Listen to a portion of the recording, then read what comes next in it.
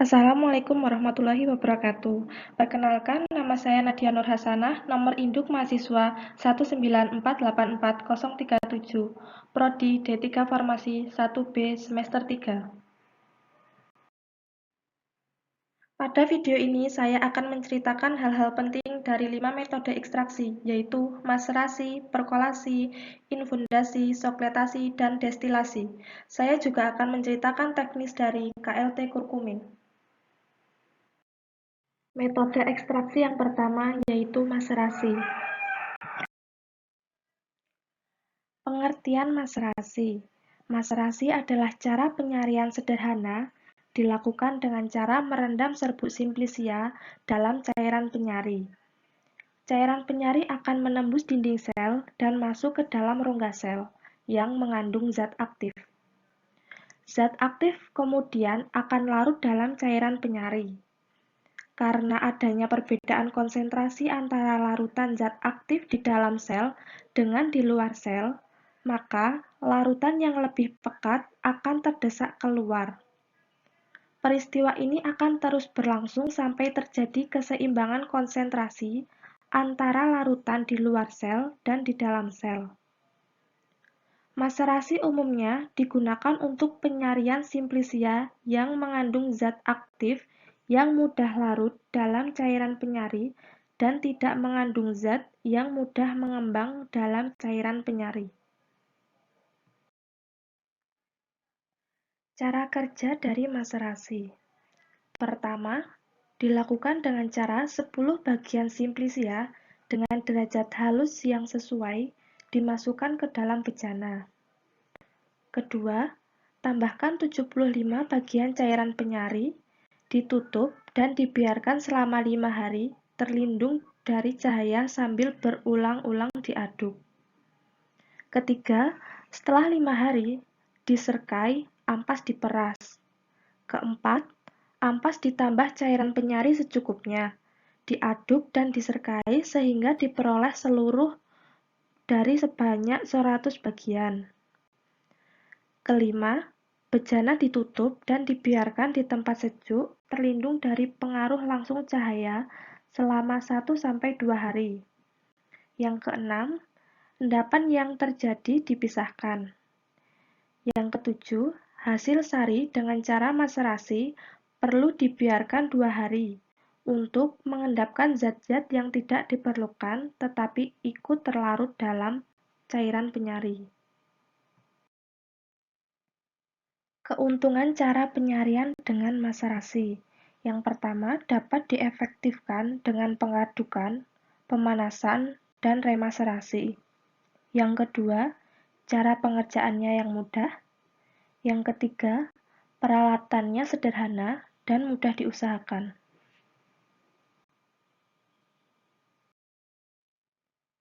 Kerugian cara penyarian dengan menggunakan maserasi yaitu pengerjaannya yang lama dan penyariannya kurang sempurna karena mudah terjadi kejenuhan sehingga kandungan kimianya terbatas.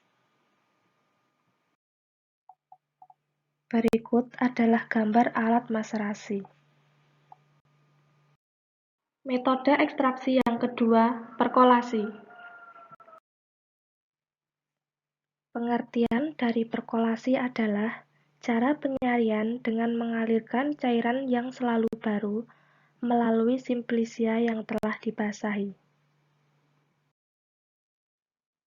Prinsip perkolasi. Serbuk simplisia ditempatkan dalam suatu bejana silinder, yang bagian bawahnya diberi sekat berpori, berupa glass wool atau kapas, agar serbuk simplisia tidak keluar. Bila menggunakan kapas, sebagai ganti glass wool, kapas direndam terlebih dahulu dalam kloroform atau etanol. Hal ini dilakukan agar tidak terdapat lemak dalam kapas, sehingga tidak mengotori hasil penyarian. Cairan penyari dialirkan dari atas ke bawah melalui serbuk tersebut. Cairan penyari akan melarutkan zat aktif pada sel-sel yang dilalui sampai mencapai keadaan jenuh. Gerak ke bawah disebabkan oleh kekuatan gaya beratnya sendiri dan cairan di atasnya, dikurangi dengan daya kapiler yang cenderung untuk menahan. Penyarian. Yang pertama, siapkan perkolator yang sudah bersih dan tidak bocor. Kemudian, tutup kerannya. Yang kedua, bagian bawah perkolator diisi dengan kapas, kemudian diberi kertas saring di atasnya. Yang ketiga, tambahkan bahan yang sudah dibasahi dan tambahkan cairan penyari sampai kurang lebih 3/4 bagian perkolator. Yang keempat, biarkan termaserasi semalam. Yang kelima, keesokan harinya, keran perkolator dibuka dengan mengatur kecepatan aliran perkolat. Yang keenam, perkolat ditampung dalam wadah yang disediakan. Yang ketujuh, selalu amatilah cairan penyari di atas serbuk di dalam perkolator. Selanjutnya, yang kedelapan, jika hampir mencapai permukaan serbuk, tambahkan cairan penyarinya lagi. Yang kesembilan, perkolasi dilanjutkan sampai cairan di atas serbuk jernih. Kesepuluh, perkolat yang diperoleh diuapkan dalam cawan porselen dengan pemanasan di atas penangas air, disertai dengan pengurangan tekanan hingga diperoleh ekstrak kental. Ke-11, hitunglah randemen ekstrak yang diperoleh. Ke-12, ekstrak kental yang diperoleh ditambah aerosil hingga diperoleh ekstrak. Yang ke-13, hitunglah bobot ekstrak kering yang diperoleh, catat jumlah aerosil yang ditambahkan, atau maksimal sama dengan ekstrak kental. Dan yang terakhir, simpanlah ekstrak yang diperoleh dalam lemari pendingin sebelum diformulasi menjadi bentuk sediaan. Kekuatan yang berperan pada perkolasi yaitu gaya berat, kekentalan, daya larut, tegangan permukaan, difusi, osmosis, adesi, daya kapiler, dan daya geseran atau friksi. Untuk cara perkolasi lebih baik dibandingkan dengan cara maserasi, karena yang pertama, aliran cairan penyari menyebabkan keadaan pergantian larutan yang terjadi dengan larutan yang konsentrasinya lebih rendah, sehingga meningkatkan derajat perbedaan konsentrasi. Yang kedua, ruangan di antara butir-butir serbuk simplisia membentuk saluran tempat mengalir cairan penyari. Karena kecilnya saluran kapiler tersebut, maka kecepatan perlarut cukup untuk mengurangi lapisan batas, sehingga dapat meningkatkan perbedaan konsentrasi. Keuntungan penyarian secara perkolasi yaitu tidak terjadi kejenuhan dan pengaliran meningkatkan difusi dengan dialiri cairan penyari, sehingga zat seperti terdorong untuk keluar dari sel. Dan untuk kerugian dari perkolasi, yaitu cairan penyari yang diperlukan lebih banyak, dan resiko cemaran mikroba untuk penyari air karena dilakukan secara terbuka. Berikut adalah gambar alat perkolasi. Metode ekstraksi yang ketiga yaitu infundasi. Pengertian infundasi.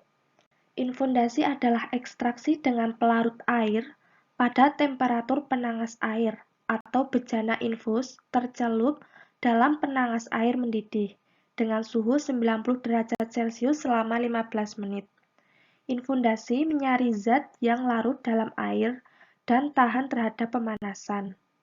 Penyari yang digunakan adalah air. Hasil dari infundasi disebut dengan infusa. Infusa tidak boleh disimpan selama lebih dari 24 jam karena tidak stabil, kecuali dipekatkan atau dikentalkan.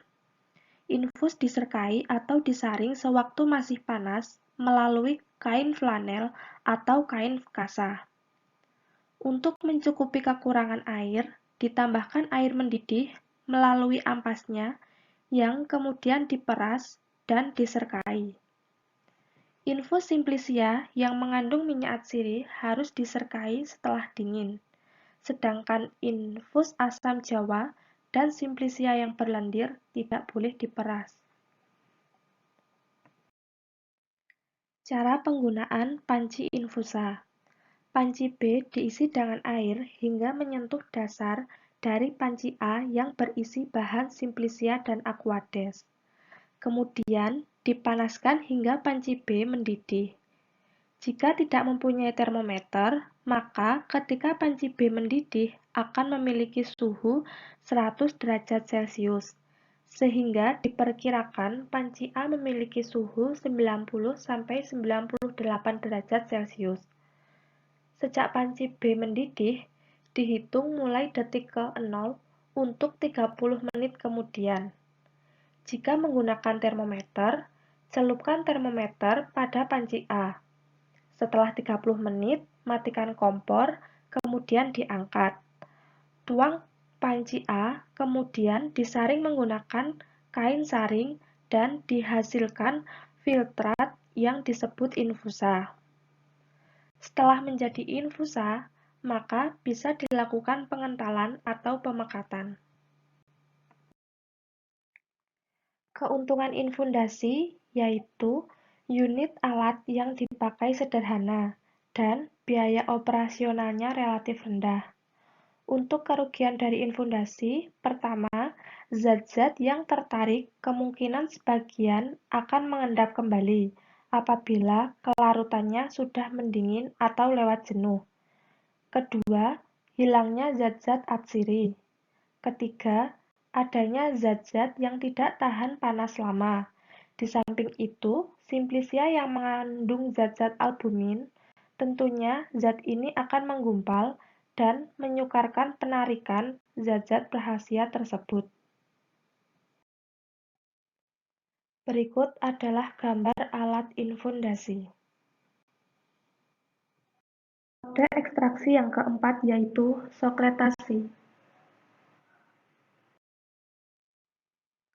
Pengertian sokletasi adalah metode ekstraksi dengan menggunakan pelarut yang selalu baru, yang umumnya dilakukan dengan alat khusus atau soklet, sehingga terjadi ekstraksi kontinu dengan jumlah pelarut yang relatif konstan dengan adanya pendingin balik. Cara kerja sokletasi. Pertama, timbang serbuk. Kedua, masukkan serbuk ke dalam kertas saring yang di sisi samping dan bawahnya sudah dijahit. Ketiga, setelah serbuk yang ditimbang masuk semua ke dalam kertas penyaring, yang sudah masuk semua ke dalam kertas penyaring, jahit sisi atas kertas penyaring, atau tinggi kertas penyaring tidak boleh melebihi sifon. Yang keempat, masukkan ke dalam timbal. Dan yang kelima, tambahkan larutan penyari sebanyak 2 siklus. Keuntungan sokletasi. Pertama, hemat cairan penyari. Kedua, secara langsung dapat diperoleh hasil lebih pekat. Yang ketiga, serbuk disari oleh cairan penyari yang murni, sehingga dapat menyari zat aktif lebih banyak. Dan yang keempat, penyarian dapat diteruskan sesuai kebutuhan tanpa penambahan volume cairan penyari. Kerugian dari sokletasi. Yang pertama, cairan penyari mengalami pemanasan terus-menerus, sehingga tidak cocok untuk zat aktif yang tidak tahan panas, dan senyawa yang labil bisa berubah atau membentuk senyawa baru. Yang kedua, karena penyari dididihkan terus-menerus, sebaiknya memakai cairan penyari yang murni. Dan yang ketiga, tidak baik dipakai untuk mengekstraksi bahan-bahan tumbuhan yang mudah rusak atau senyawa-senyawa yang tidak tahan panas karena akan terjadi penguraian. Berikut ini adalah gambar alat dari sokletasi. Metode ekstraksi yang kelima yaitu destilasi. Pengertian alat destilasi Stahl adalah alat yang digunakan untuk menentukan kadar minyak atsiri dari suatu bahan baku simplisia alami atau simplisia. Komponen atau campuran komponen mudah menguap tersebut kemudian dideteksi secara kromatografi lapis tipis. Destilasi atau penyulingan adalah salah satu metode pemisahan bahan kimia berdasarkan perbedaan kecepatan ataupun kemudahan menguap atau volatilitas petunjuk. Dalam penyulingan, campuran zat dididihkan sehingga menguap, serta uap ini kemudian didinginkan kembali ke dalam ukuran cairan. Zat yang mempunyai titik didih lebih rendah akan menguap lebih dulu. Prinsip kerja alat destilasi Stahl dirakit sedemikian rupa, sehingga dengan alat ini dapat dilakukan penyulingan dengan air dari simplisia. Hasil destilasi atau destilat terdiri dari campuran minyak atsiri dan air, yang tertampung dalam penampungan yang memiliki skala. Volume minyak atsiri yang dihasilkan dapat terbaca dengan melihat skala tersebut. Untuk mengidentifikasi hasil destilasi tadi diseparasi dengan kromatografi lapis tipis. Kromatogram dari destilat dibandingkan dengan kromatogram larutan minyak atsiri dalam pelarut yang sesuai. Cara kerja. Yang pertama, timbang simplisia, lalu masukkan 50-100 gram simplisia ke dalam labu destilasi. Kedua, siapkan perangkat alat Stahl sesuai petunjuk. Ketiga, kemudian alat dirangkai, botol atau Erlenmeyer penampung disiapkan. Keempat, lakukan destilasi selama 2 jam. Hentikan destilasi setelah tidak ada minyak yang tertampung pada tempat penampungan berskala, karena minyak atsiri sudah tersari semua.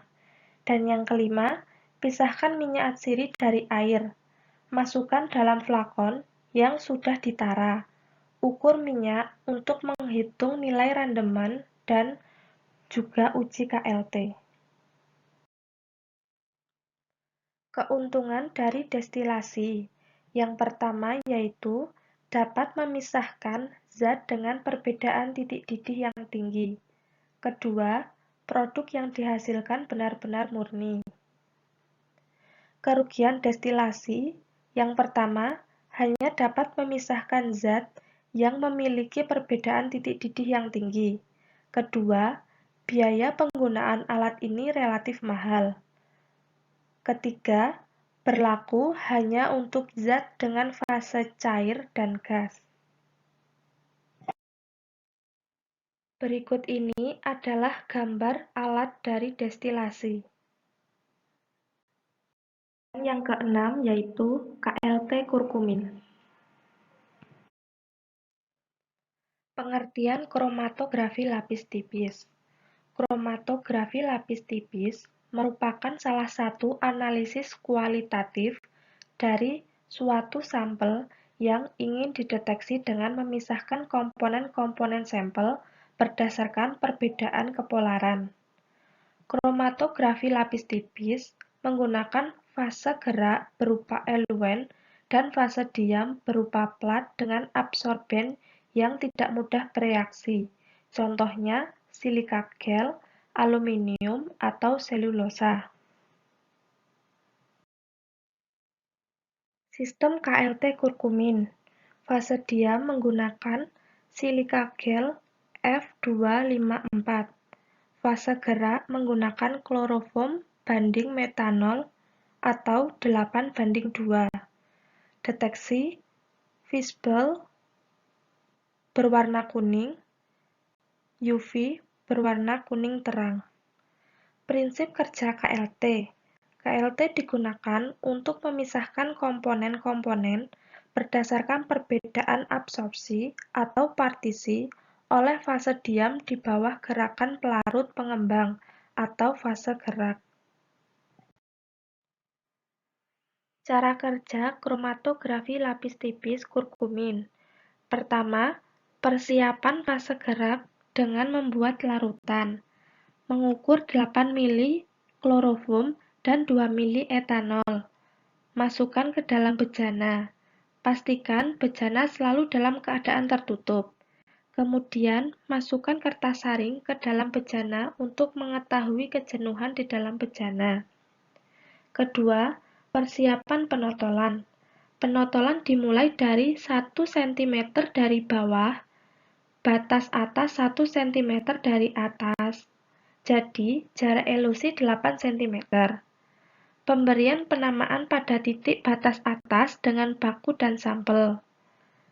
Ketiga, penotolan pada plat silika 5–10 penotolan dengan pengambilan baku atau sampel dengan pipa kapiler. Setiap penotolan ditunggu hingga kering. Yang keempat, setelah itu mengecek bejana. Apabila kertas saring sudah terbasahi keseluruhan, maka tarik kertas saring untuk dikeluarkan. Yang kelima, lalu masukkan plat silika yang telah ditotolkan tadi ke dalam bejana jenuh fase gerak. Dan yang keenam, setelah elusi mencapai batas elusi, baru plat silika dikeluarkan. Berikut adalah gambar kromatografi lapis tipis. Yang pertama, bahan yang digunakan yaitu metanol dan kloroform. Yang kedua, alat yang digunakan bejana dan cawan Petri. Yang ketiga, pembuatan silika untuk proses KLT. Yang keempat, bahan baku dan sampel. Yang kelima, proses penotolan sampel. Yang keenam, proses penotolan pada baku.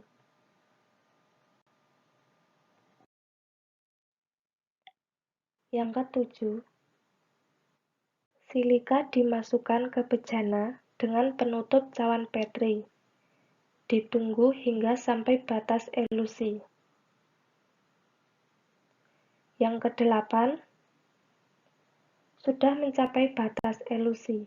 Lalu kemudian dibuka dan diamati hasilnya. Berikut adalah video tentang 5 metode ekstraksi.